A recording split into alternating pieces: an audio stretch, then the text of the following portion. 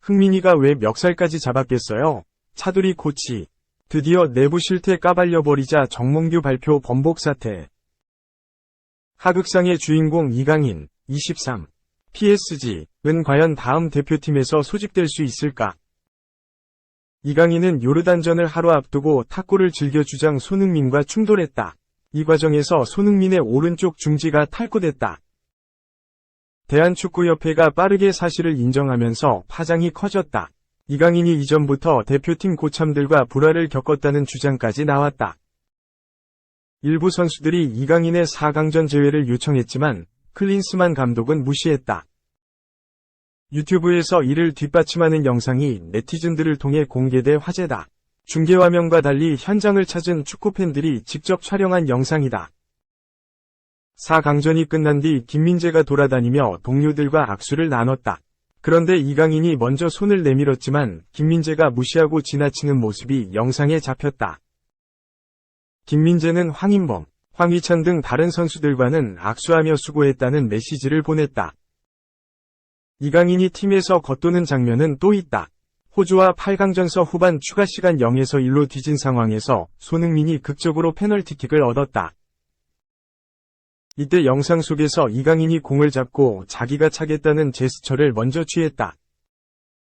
이강인의 뜻을 무시하고 황희찬이 페널티킥 키커로 나섰다. 그때도 이강인이 황희찬에게 다가가 말을 건넨다.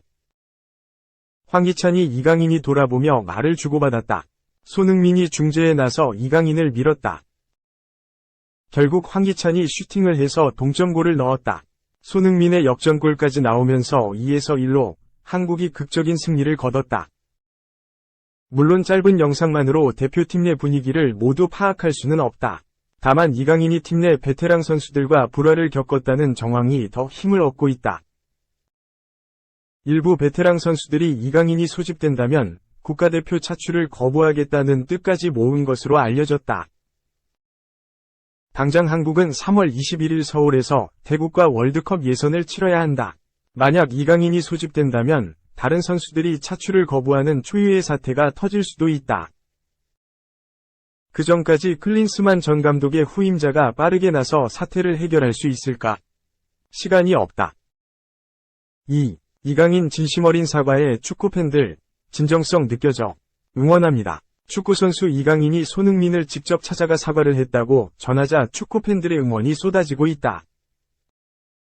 21일 이강인이 해당 사실을 인스타그램에 올리자 팬들은 직접 찾아가 사과하고 모두에게 전화드린 거 너무 잘했다고 생각합니다. 이강인 선수 이번 기회로 더 성장하고 좋은 선수로 거듭날 수 있을 거라 생각해요.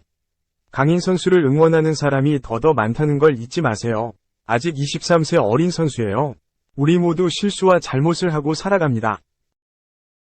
단 반성하고 잘못을 반복하지 않으면 된다 생각해요.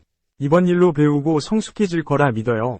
이젠 축구에 전념하시면 됩니다. 이 계기로 더 성숙하고 더 발전할 선수가 될 거라 생각합니다.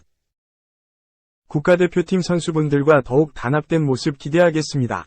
모든 선수분들 응원합니다. 등 댓글을 남기고 있다. 이날 이강인은 자신을 둘러싼 논란에 대해 사과하고 흥민이 형을 직접 찾아가 진심으로 사과를 드리는 게 중요하다 생각했고 긴 대화를 통해 팀의 주장으로서의 짊어진 무게를 이해하고 제 자신을 돌아보는 시간을 가졌다고 전했다. 특히 식사 자리에 대해 이강인은 절대로 해서는 안 될 행동을 했다. 지금 돌이켜 생각해 봐도 절대로 해서는 안 될 행동이었습니다. 이런 점들에 대해서 깊이 뉘우치고 있다고 반성했다. 다른 선배님들과 동료에게도 한 분 한 분 연락을 드려 사과했다고 전한 이강인은 절대로 해서는 안 될 행동을 했다. 지금 돌이켜 생각해 봐도 절대로 해서는 안 될 행동이었다. 이런 점들에 대해서 깊이 뉘우치고 있다. 저의 사과를 받아주시고 포용해주신 선배님들과 동료들에게도 이 글을 통해 다시 한번 감사드린다고 말했다. 끝으로 이강인은 저의 행동 때문에 함께 비판의 대상이 된 선수들도 있다. 그들에게 향한 비판 또한 제가 받아야 한다고 생각한다. 과분한 기대와 성원을 받았는데도 대한민국 대표 선수로서 가져야 할 모범된 모습과 본분에서 벗어나 축구팬 여러분께 실망을 안겨드려서 다시 한번 죄송하다고 거듭 사과했다. 한편 지난 14일 영국 매체 더선은 해당 경기 하루 전 대표팀 내 일부 어린 선수들이 탁구를 치겠다는 이유로 저녁 식사를 빨리 마쳤다. 여기에는 파리 생제르맹의 에이스 이강인도 포함됐다. 선수들 간 다툼이 벌어졌고 이들을 진정시키려던 손흥민이 손가락을 다쳤다고 보도했다. 이후 대한축구협회가 대표팀의 불화를 인정하자 이강인을 향한 비난 여론이 거세지기 시작했다. 3. PL 리뷰, 괴물, 홀란드. 리그 17호 골 플러스 PL 전 구단 상대 득점 성공. 맨시티, 브렌트포드의 힘겨운 1에서 0 승리, 리그 2위 등급. 맨체스터 시티는 21일, 한국 시간, 영국 맨체스터의 에티하드 스타디움에서 열린 2023에서 24 시즌 잉글랜드 프리미어리그 18라운드 수년 경기에서 브렌트포드의 1에서 0 승리를 거뒀다. 후반 26분에 엘링 홀란드가 이날 경기의 선제골이자 자신의 리그 17호 골을 넣었다. 맨시티는 이날 승리로 승점 56점이 되며 아스날을 제치고 리그 2위로 올라섰다. 선두 리버풀을 승점 1점 차로 바짝 추격했다. 반면 브렌트포드는 승점 25점이 되며 14위로 추락했다. 맨시티의 펩 과르디올라 감독은 4-1-4-1 포메이션을 꺼내들었다. 최전방에는 엘링 홀란드가 출격했다. 이 선에는 필 포든과 베르나르두 실바, 훌리안 알바레스, 오스카 밥이 나섰다. 바로 아래에는 로드리가 수비 라인을 보호했다.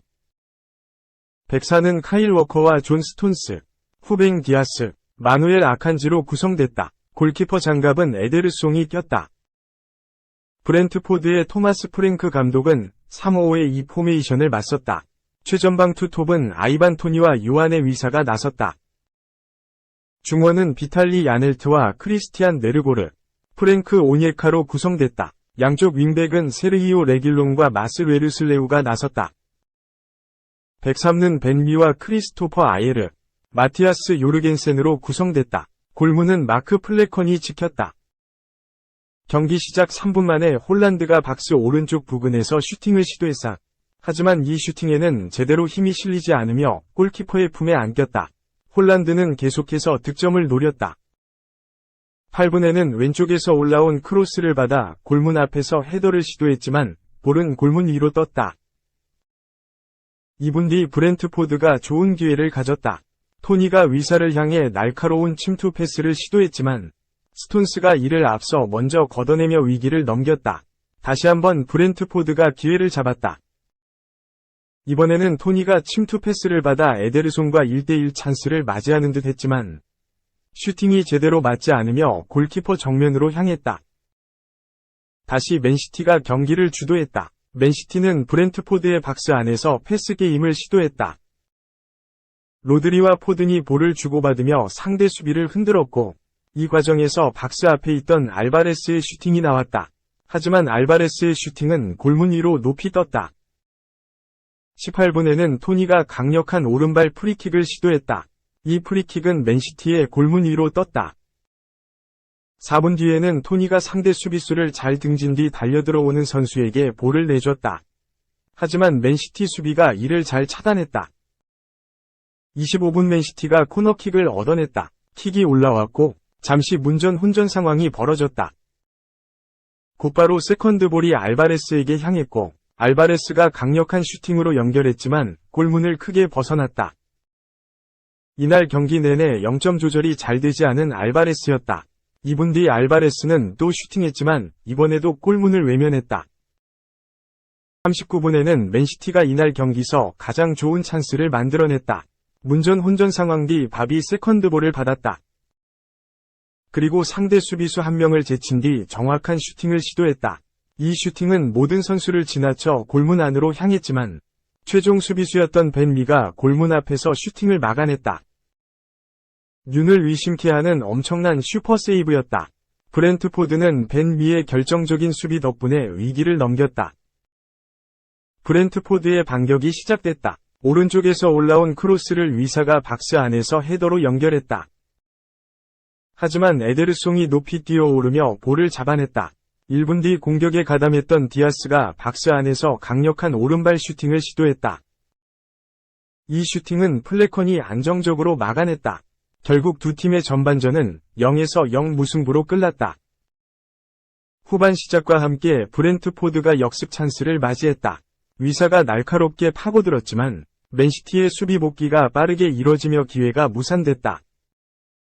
5분에는 로드리가 박스 앞에서 왼발 슈팅을 때렸지만 이 슈팅은 골문을 외면했다.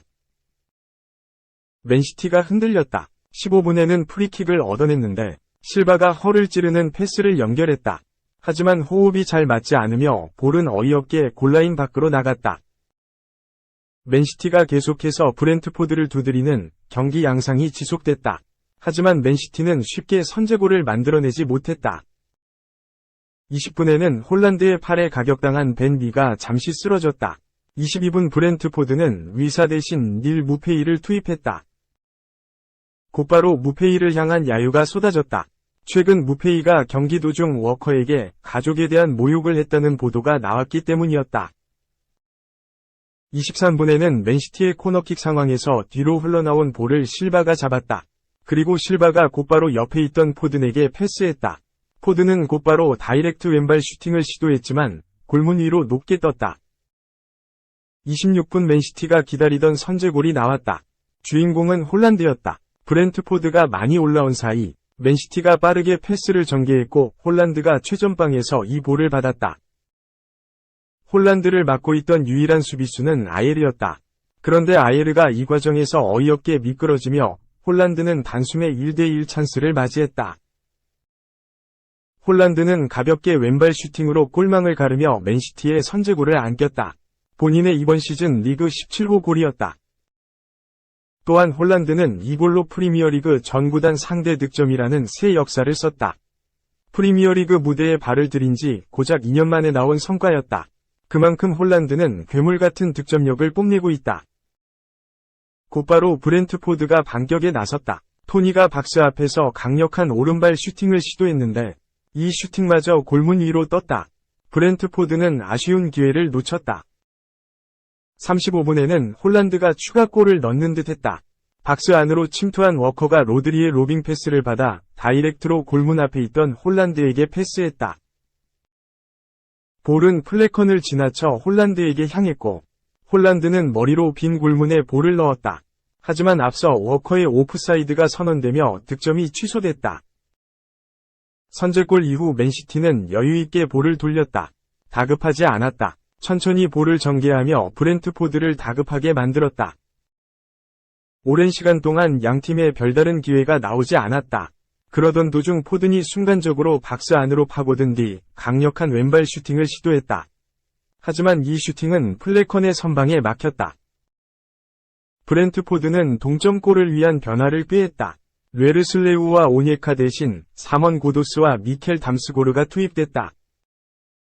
맨시티 역시 동시에 변화를 가져갔다. 알바레스 대신 마테오 코바치치를 투입시키며 중원의 기동력을 강화시켰다. 선제골을 지키겠다는 의도가 엿보였다. 후반 추가 시간은 6분이 주어졌고 포든이 곧바로 결정적인 찬스를 잡았다. 포든은 순간적으로 상대 수비수 한 명을 제친 뒤 화려한 드리블로 혼자 브렌트포드의 박스 안으로 침투했다. 그리고 플래컨을 제친 뒤 왼발 슈팅으로 득점을 노렸는데 슈팅은 역그물을 때렸다. 승부의 쐐기를 박을 수 있었던 찬스가 무산됐다. 이후 박스 안에서 다시 한번 포든의 왼발 슈팅이 나왔지만 이 슈팅은 플래컨 정면으로 향했다. 결국 더 이상의 득점이 나오지 않으며 맨시티가 승점 3점을 챙기는 데 성공했다.